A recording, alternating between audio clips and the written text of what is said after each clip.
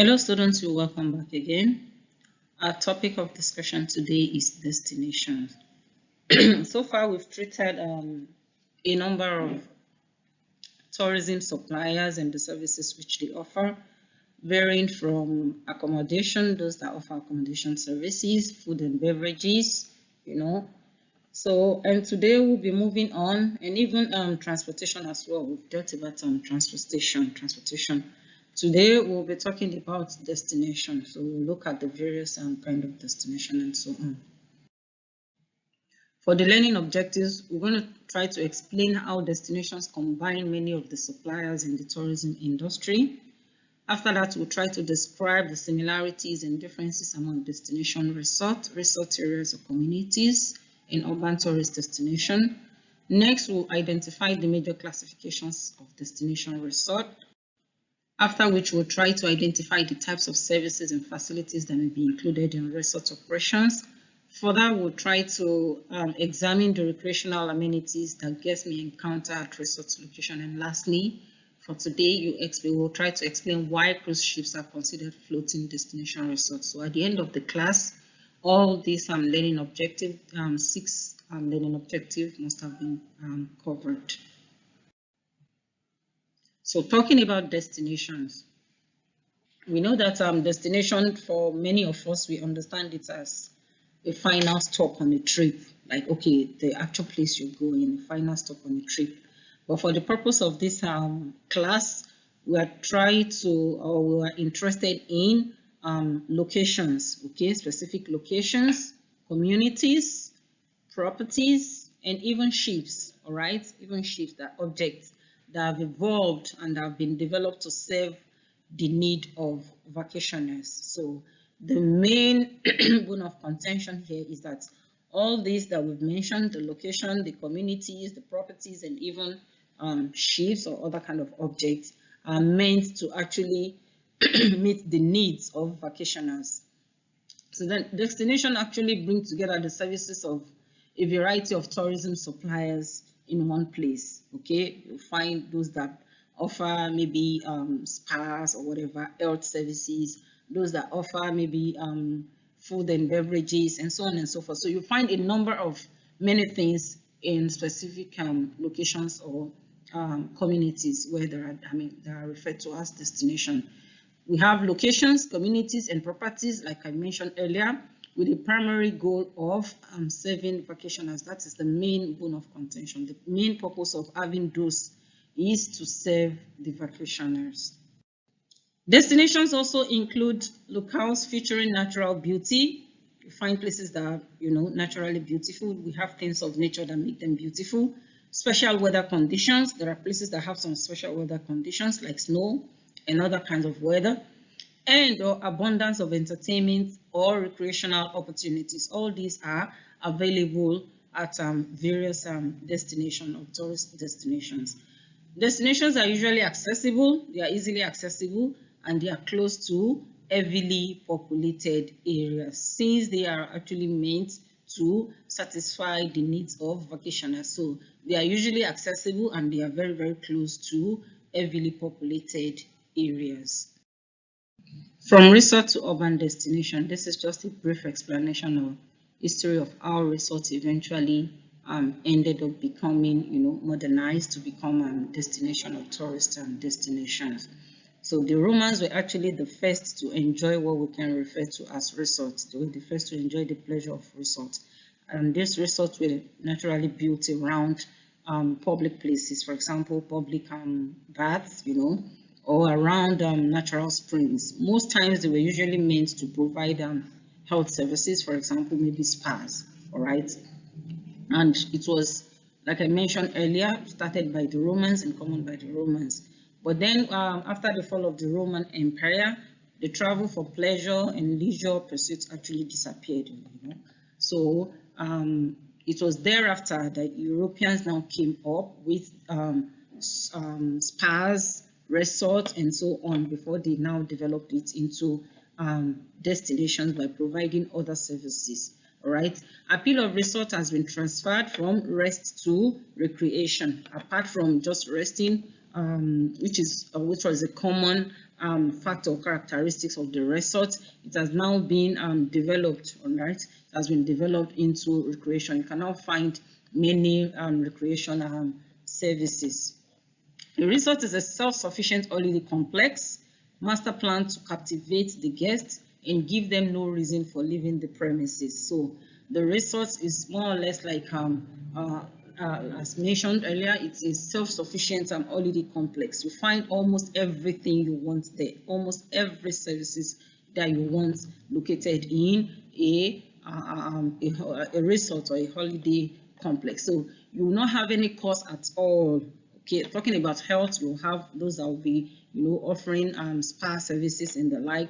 Talking about sports, you'll have a sporting complex. Talking about other activities, swimming, restaurant, lodging areas, and so on and so forth. So there are so many things that are embedded such that you will not even have any reason to want to leave the premises. Every other thing, every other activity will be going on around that place.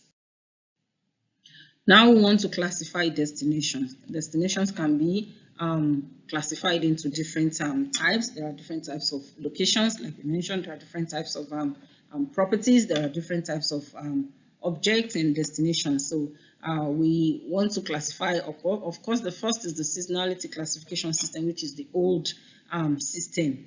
This was, this can be categorized. Destination using this old system can be categorized into summer resorts, winter vacation resorts, and four-season resorts. So this is basically based on or related to seasons of the year. All these destinations are meant, or they are actually categorized according to the different seasons. So people visit these resorts during their peak period. That's the season. That's when the season is on, like summer resorts, winter resorts, and winter vacation resorts, and so on.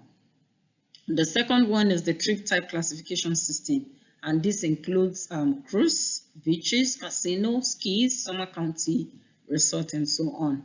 Then we have the third category, which is the umbrella classification, and this involves integrated resorts, town resorts, and retreat resorts. We'll take this classification one after the other.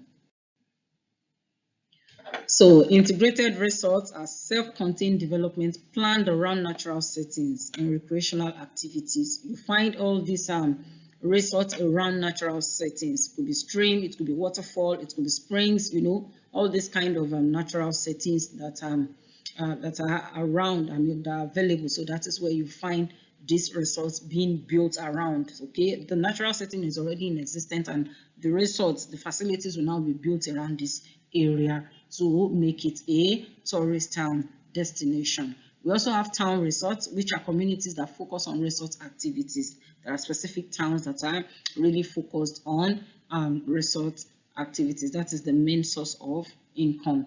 Then we have the retreat resorts too. These are small scale operations that are located in remote areas, when people just want to, have themselves time, like a me time, or they want to just move away from the hustling and bustling of the urban area, so they move to this kind of retreat resorts. They are usually located at or in remote areas.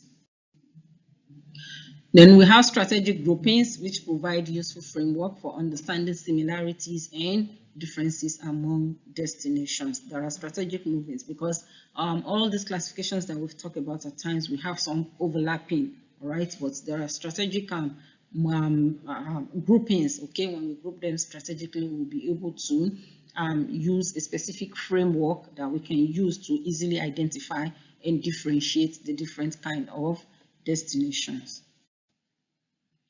So here is an image showing tourist destination, and the image, you can see that it's divided into four, let's say four squares, four grid. The square is actually divided into four.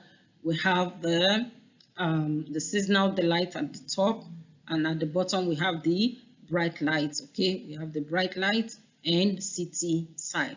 So right here at the top corner on the left, we have the far from the maddening crowd, all right, and for example, those are places where we have hunting and fishing lodges. and then retreat and guest ranches. Going by the name, you see that they are categorized as seasonal.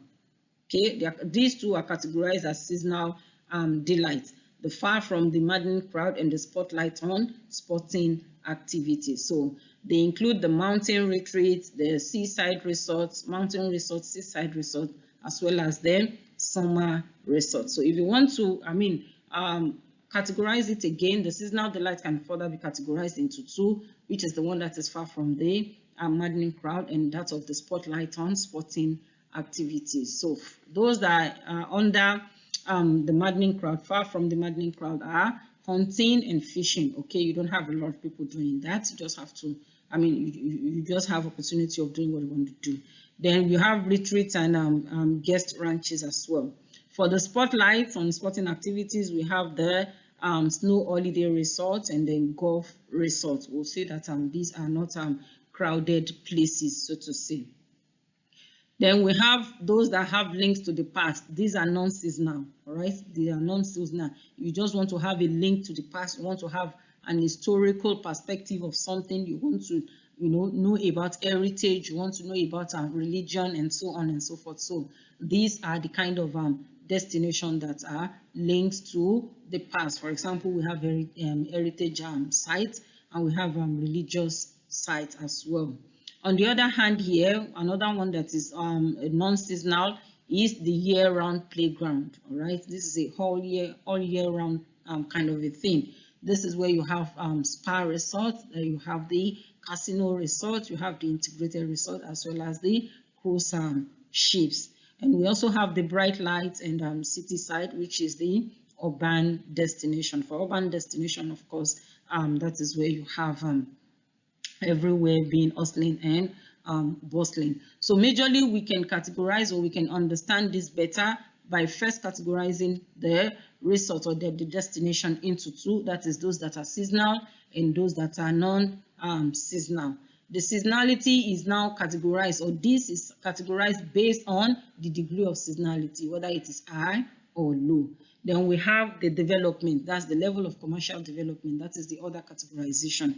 You want to categorize it whether they are limited development, whether there is limited development, or whether there is high level of development, such that we have in our maybe playground, theme parks, and so on, as well as the urban destination. So this is just more or less like the classification that I mentioned in the previous slide now, the strategic classification that can enable us to be able to differentiate all these kinds of destinations.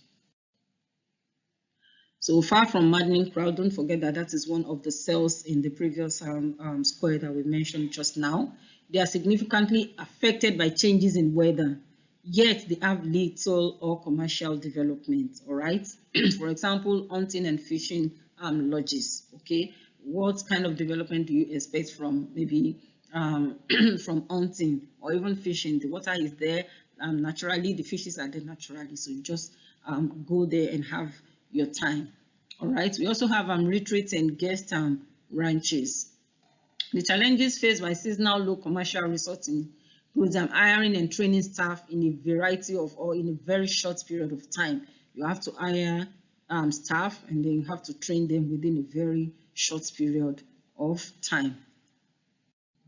Another challenge faced by the seasonal low commercialization resort is the fact that they are open.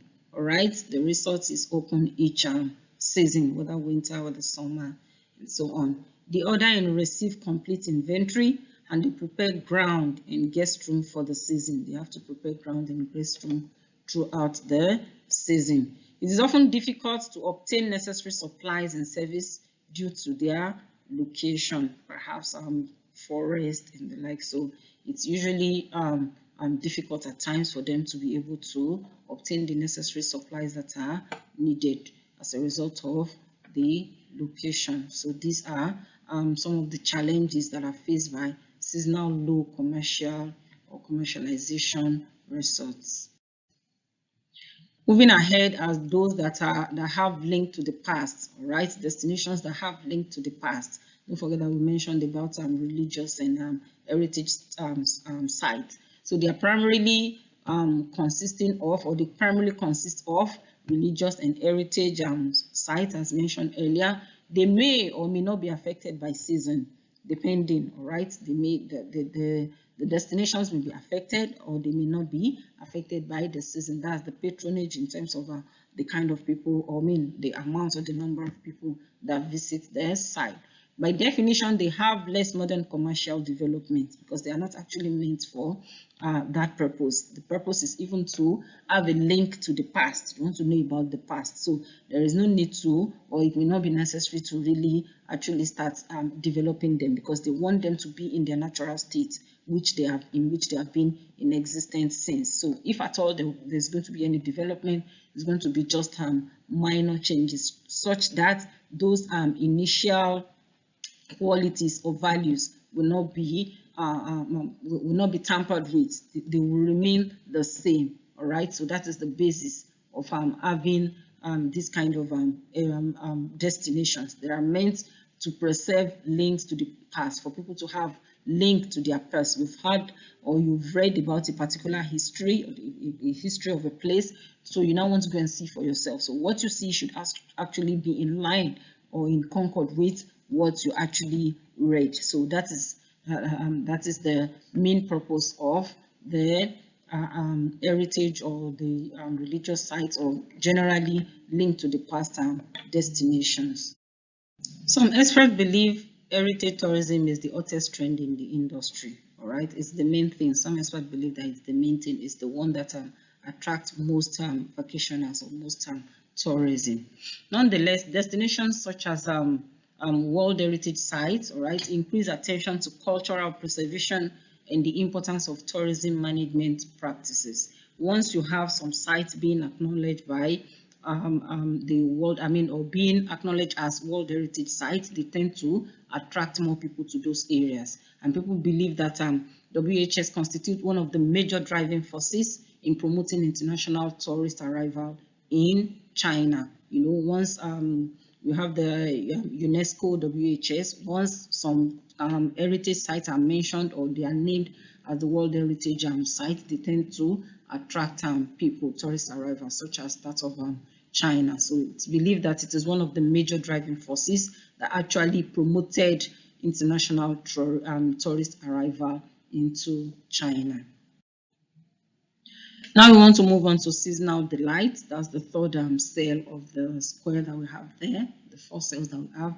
Some effect due to weather but greater degree of commercial development than retreat are factors that bring about tourist visitation to certain destination. For example, we have mountain resorts, right? We have seaside resorts, we have summer resorts. So all these are due to some kind of degree or level of weather, and they bring about development, they bring about commercial development. For example, those that like maybe mountain hiking, they want to prefer mountain resorts, and some other seaside resorts and summer resorts. These were traditional resorts, but now attempt to gain visitors during the secondary season as well as the primary season. Next is the spotlight on sporting activities. That is another kind of destination. This is another classification. This is significantly affected by seasonal weather and are high in commercial development. They are destinations that are basically or majorly affected by the seasonal weather. They focus on recreational activities and are best played during one season. They need high level of equipment and lodging, etc., to satisfy the target market, because the customers or the tourists will need to maybe lodge, will need to get equipment and so on and so forth. So there is a high level of need for all these things or services to satisfy the vacationers. So we have the snow holiday resort, we have the golf resort. All these are categorized under the spotlight or sporting activities. The main focus is actually on recreational activities or sport activities. Lastly, we have the year-round playground. Okay, year-round playground they are only slightly affected by seasonal changes, and they are highly developed. They offer a complex blend of facilities and services. All right, for example, we have the spas, we have the cruise ships, we have the casino resorts, as well as the integrated resorts. So all these are classifications, or they are categories of year-round playground. Here are the components of resort development. Like we mentioned, excuse me, earlier, that we have quite a number of services that are put together for the enjoyment or the satisfaction of vacationers. So all these are being put together now for the development of resorts. The first component is accommodation. All right, there is normally the need for lodgers, or for vacationers or tourists to lodge. They need somewhere where they will put their head. Apart from that, there are restaurants and lounges. All right, they need to eat, they need to rest, and so on. So there is also availability of restaurants and lounges. There are entertainment facilities. You may have maybe musicians around. There may be so many things to entertain. They may have maybe clowns to entertain the kids. All right, and so on. There are also retail shopping facilities. You find retail shops nearby where you can quickly get whatever you may need, all right, depending on what you need. There is also access to or on-property golf and tennis facilities, all right. This may be peculiar to some destinations. Then there are conference and meeting facilities as well, because they may be meant, some resorts are meant for to meet this need. So they provide these facilities for people to use the resort for other purposes, such as conference and meeting purposes. Apart from those, we have the parking or transportation services. There's usually the parking and or transportation services. There is storage and maintenance facilities as well, and there are public information or administrative facilities, and lastly we have the pools and spas. So all these are the components of resort development. Spas are entities denoted to enhancing overall well-being through a variety of professional services that encourage the renewal of the mind, the body, as well as the spirit or the soul. So all these are components of the spa. The spa are meant to enhance or improve one's overall well-being. So they take care of you, they take care of your body, your mind, and your spirit. Those who have been to the spa can actually relate. They can be part of a resort package or a total spa resort. There are times that the spa will be part of a resort package, such that once you patronize that particular destination or resort, then you have these spa services as part of the package that you'll be receiving. And there are some resorts that are total spa resorts. The main thing is the spa, while you have other services or facilities available as well. They provide a competitive advantage for hotels and resorts. Spas do also provide competitive advantage for hotels as well as resorts. Primary staffing areas of a spa. This is just to explain what you can have in a typical spa, all right, in a typical spa.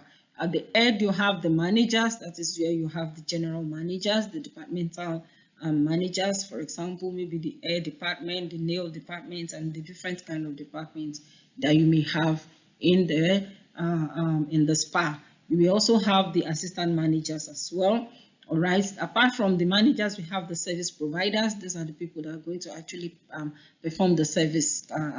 Offer the services to the tourists. We have estheticians. These are the people that will perform the skin cleansing, exfoliation, haircut, styling, braiding, and so on and so forth. We also have the nail technicians. Apart from the estheticians, we have the nail technicians. They're going to offer services on your hand and foot, all right? They treat the hand and the foot, the nails, and they do maybe some basic massage on the hand and the foot. We have the massage therapists. They focus on the body, all right? For the nail technicians, they may just do some little massage, all right, on the hand and the toe, I mean the feet, the hand and the feet. But for the massage therapists, their own focus is on the whole body, all right, the body, the mind, and the spirit. The massage involves manipulating soft tissues and using pressure, tension, motion, or vibration. Apart from that, we have the spa assistants or attendants, and what they do is to prepare the guest for treatment, right? Their tasks include shampooing the guest, they assist in the product preparation, they also assist in the setting up of the equipment that will be used for the for whatever, maybe the massage or for the nail and so on. Apart from that, we have the medical practitioners, and these include dermatologists, dentists, chiropractors, and so on and so forth. So all of them are usually available in spas. And lastly, we have the fitness personnel. All right. Lastly, under the service providers, those are actually going to deal with the tourists or vacationers. So we have the fitness and personnel, and they include the personal trainers, they include the fitness instructors, nutrition consultants, as well as special topic instructors. And then lastly, we have the support staff. At the top, like I mentioned, we have the managers. Then next to them is the service providers. And lastly, we have the support staff. And this is where we have the receptionist who hosts, from the desk agents. They are the one that will be at the forefront. They are the one that you see first. They will attend to you, collect data and everything. Then you have the housekeepers, locker room attendants, laundry attendants, and so on. We also have the appointment and billing specialists, as well as chefs, servers, and stewards. So all these are support staff that are available in the spa, the primary staffing areas of a spa. Next, we want to talk about cruise ships. We all know what cruise ships are, and they are fast-growing segments of the travel industry. We've seen that in recent years now, the patronage for cruise ships have been on the increase, right? Caribbean, Europe, Alaska, and Mexico are the most popular cruise itineraries. If you look at destinations very well, these countries that we've mentioned are usually, or continents that we've mentioned, the countries and continents are actually the cruise itineraries. Most cruises now represent floating destination resorts in customers or consumers' mind. They now see them as floating destination. Operational advantage of repositioning to move the good weather in most marketable locations. And then river cruising is now becoming more popular among vacationers. Here is the map of cruise ship itinerary for MS Mazda. Next, we want to talk about casino resort. We've talked about cruise ships. So they have added non-gaming activities to transform casinos into resorts. We all know what casinos are, but apart from the gaming now, they have now developed them into, most of them have now been developed into resorts because of the spread of gaming resorts throughout the world. There is spread of gaming resorts throughout the world now. The mega resort theme parks and casinos appeal to families and just about everyone, especially those that are maybe retired, like we mentioned in the previous class. Casinos are now, or gaming are generally common among retirees because they have a lot of time to themselves and the like. So mega resort theme parks are also very common, and casinos as well are now being appealing. They are appealing to families. Integrated resorts, they are usually located so that they can bring appealing all year round, right? They are usually all year round kind of resorts, regardless of the kind of weather, whether it is summer, whether it is winter, and so on, whether it is autumn.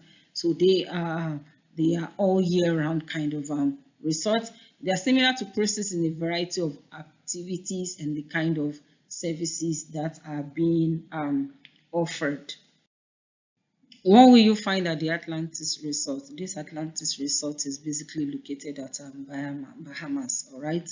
The Atlantis Resort that we are talking about particularly, of course, we have at Dubai and other locations, but this one is located at Bahamas. As you can see here, the location is at Bahamas. It accommodates about, or it has an accommodation capacity of 2,300 rooms. Those are the things I can find. In terms of food and beverage facilities, there are 38 restaurants and lounges. You can find up to 38 restaurants as well as lounges. So it's a very, very big resort. In terms of recreation, you have golf course. There is a golf course there. There is a sports center. There's a spa. There is it's the Caribbean's largest casino. It's located there. It has the largest Caribbean's largest casino. There is snorkeling. Is snorkeling lagoon, tennis courts, retail shopping complex, marina, Discovery Channel camp, plus 11 million gallons of water activities, including 34-acre Atlantis waterscape, the largest tropical marine habitat. So all these are located or can be found at the Atlantis Resort at Bahamas. Then for the meeting facilities, it houses or it has 86,000 square feet, including 3 ballrooms. So all these are what you can find at the Atlantis Resort. Like we mentioned earlier, that this resort comprise a variety of things. Okay, but it comprises so many things that we not even have any need to go elsewhere for anything. Like accommodation is provided, shopping complex is there, spa is there, everything, every other thing is there. Sporting activities are available, gaming is there, whatever. Even meeting facilities are also available. So this is a typical example of a very nice and big resort.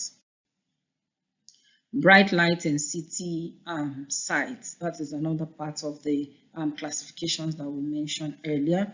These are urban areas that have developed into tourist destinations. Right? They are basically urban areas. They are characterized by maybe hustling and bustling, and you have many people there. They perform important functions in the overall tourism system. They are key gateways for both international and domestic tourists. International and domestic, they are attracted to international tourists as well as the domestic tourists too. The key nodes in the there's key node in the air transportation system. Urban destination has an image character that sets it apart from the urban areas. They have image characters that actually set them apart from the main urban areas. Building on success. Greater affluence worldwide will increase travel to resorts. All right, when there is greater affluence worldwide or globally, it's going to increase people's opportunity of traveling to resorts. When they have the financial capability to do so, then they will definitely do so. More targeted marketing will also increase the demand. When there is more targeted marketing, there is possibility of increasing the demand for destination, all right, visitation to destination. Gaining year-round business by targeting groups and conventions. You target certain groups for a particular kind of destination or resort, and then the target specific conventions as well, so that they can be held at this particular convention. All this put together will bring about success to the destination tourism. All right, by the time tourists or destination managers or the the resort managers improve on all this, then there is possibility that we can build a successful tourist destination for vacationers. Thank you so much for your audience. On this note, we've come to the end of our discussion for today. Kindly refer to the ebook that's been attached to the portal. I always emphasize that because you have a lot in your textbook that we cannot discuss everything in the video due to storage. All right, and then please do refer to the PowerPoint slide as well. Apart from the video, we also have the audio, so you can kindly refer to it as well. Thank you so much once again. Hope to see you next week for another class. Bye.